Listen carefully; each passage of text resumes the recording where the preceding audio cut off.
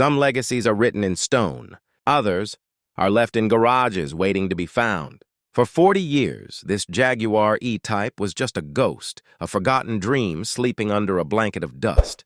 But it wasn't empty. It held a story, a promise from a grandfather to his future. He wrote of adventure, of freedom, of a bond between man and machine.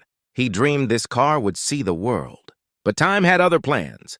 The engine fell silent, the chrome faded, and the dream was put on hold. It was a ruin, a monument to what was lost. But a promise is a promise. It demanded to be kept. Every nut, every bolt, a piece of a puzzle. Every hour of work, a conversation with the past. It was more than just restoring a car. It was rebuilding a bond.